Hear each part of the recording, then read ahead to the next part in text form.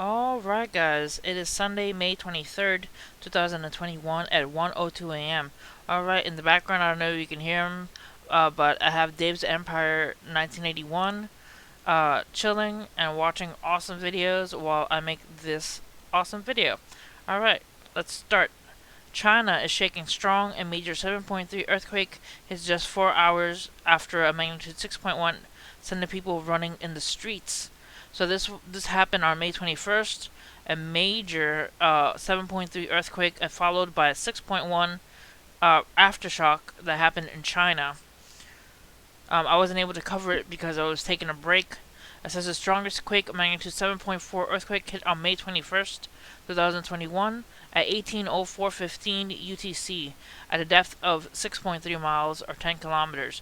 According to my calculations, the estimated release energy is about 7.9 times 1015 joules or 2,206 gigawatt hours, is equivalent to 1.9 times 106 tons of TNT or 118.7 atomic bombs. So that is a lot of atomic bombs, 118.7. So it was a pretty large earthquake that happened in China. Alright, now let's take a look quickly here. We have a volcano that is going off in Nyiragongo. It is no joke. It is arguably one of the most dangerous volcanoes of the entire continent, and nightmare for those in the District or Republic of Congo and neighboring Rwanda. It looks like Nyiragongo volcano has started erupting, looming over Goma. It wiped out part of the city in 2002. Thinking of everyone in the region, be safe. This is from Dr. Robin George Andrews and Melanie Goby. Let's take a look and see if we can scroll down and see live feed of the area. This is the New York Times in Rwanda. Says watching Nyiragongo volcano in eastern Republic of Congo. The volcano situated a few kilometers from Rwanda's Robatu town. Last erupted in January 2002. Look at this. I'm gonna play it.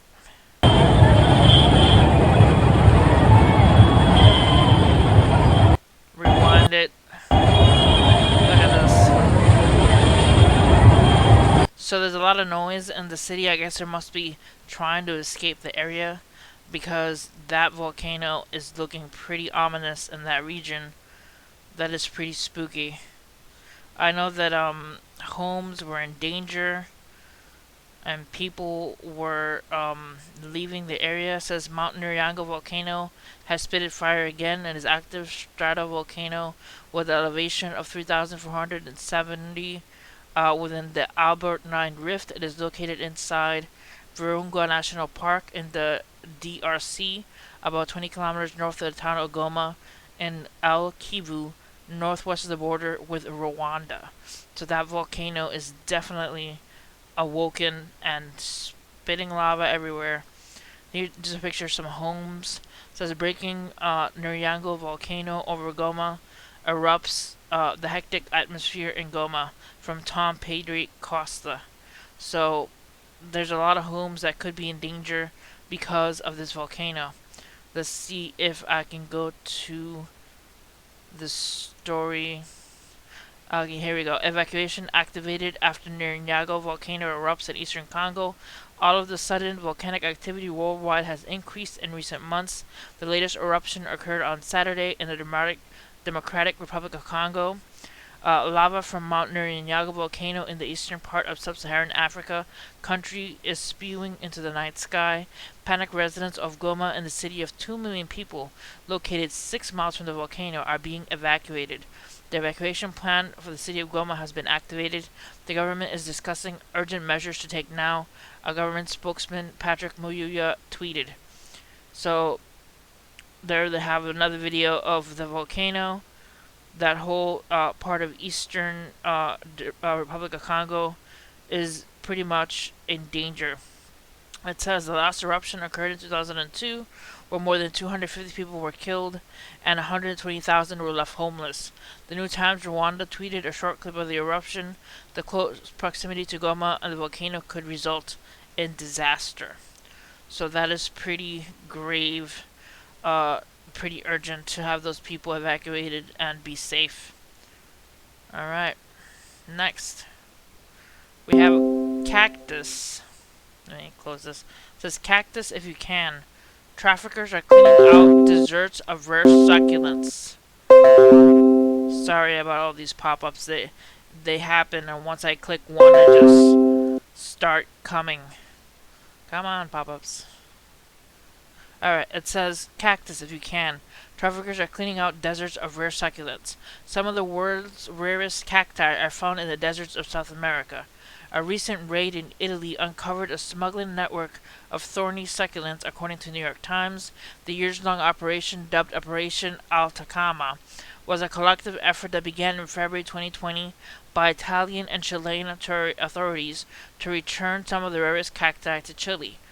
Andrea Cadabringa, a cactus expert and president of the Association of Biodiversity and Conservation, told the New York Times that Operation Atacama was absolutely stunning when thousands of some of the world's rarest cacti, all from Chile, were seized in Italy. So you have here a picture says Cadabringa said that 1,035 seized cacti from the genera Copiapoa and Erupts were worth $1.2 million on the black market. All of the cacti were protected plants in Chile and were illegally exported to Italy. Some of the plants were more than a century old. New York Times said most of these cacti have been returned to Chile, calling it the biggest international cactus seizure in nearly 3 decades. It also highlights how much money traffickers have been earning from the trade. So please pray for the plants and people of Chile to not traffic more of these cacti. Alright. Next. Let's see. China Mars rover rolls off lander, begins probing mission. Around 10:40 a.m. Saturday Beijing time, China's first Mars rover officially drove down its landing platform ramp and began roaming the red planet, the China National Space Administration has said.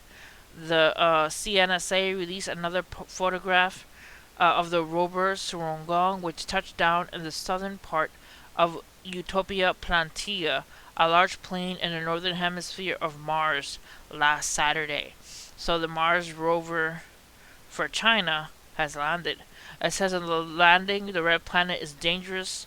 CNSA said last week it was 9 minutes of terror as the lander descended toward the planet's surface at a high rate of speed, and the thin atmosphere didn't have enough friction to slow the descent. Only NASA has reached the surface of Mars intact in multiple occasions, according to a diagram below. The lander, with Zhugong and cased inside, really relied on parachutes and rocket engines to slow the descent. The method is similar to NASA's, who has landed Curiosity and Perseverance rovers on Mars. So they have a lander now on Mars as well. And finally, Oregon, the first state to require vaccination proof for maskless entry into businesses, workplaces, and churches. Says the Oregon Health Organization is requiring that people in workplaces, businesses, and religious sites show proof of COVID-19 vaccination in order to be allowed maskless entry to the facilities. As the state health authorities updated their mask guidance on May 19, following the Centers of Disease Control and Prevention's rollback of strict mask mandates. Businesses, employers, and faith institutions now have the option to adjust their mask guidance to allow fully vaccinated individuals to no longer wear a mask in their establishments, the OHA declared in a statement. Businesses and employers and faith institutions doing so much have a policy in place to check the vaccination status of all individuals before they enter their business establishment. Businesses, employers, and faith institutions do not create such policies will maintain the same masking guidance listed below, regardless of an individual's vaccination status. The statewide policy is the first of the kind in the country and is raising concerns of those who don't want to wear a mask or take the vaccine due to a number of concerns including safety, side effects, efficacy, mistrust in pharmaceutical companies, and the lack of the full FDA approval. The American Civil Liberties Union in late March flagged vaccine passport systems potential problems in an opinion piece, arguing they could create 2 tiers of unvaccinated and vaccinated people. A spokesperson for business group Oregon Business and Industry, Nathaniel Brown, told the New York Times that they have serious concerns about the practical and requiring business owners and workers to be the enforcer. We are hearing from retailers and small businesses who are concerned about putting their frontline workers in potentially untenable position when dealing with customers, Brown said. On May 16th, CDC Director Rochelle Walensky said the local governments, but not the federal, are driving vaccine mandates of this type. We're not counting on vaccine mandates at all. It may be very well in the local business. Local jurisdictions will work toward vaccine mandates. That is going to be locally driven and not federally driven, Walensky told NBC. New York, which is offering free vaccination and incentives to get the shot, released in March an application that could act as a COVID-19 vaccine passport. The application is named Excelsior Pass, and local authorities are thinking about requiring it for sports events, weddings, and businesses. That is in New York. Alright, guys. That's it for this article. I'll leave the link so you guys can check out all these articles and stories. And see you guys next time. Hit like and subscribe for more news. And God bless you guys.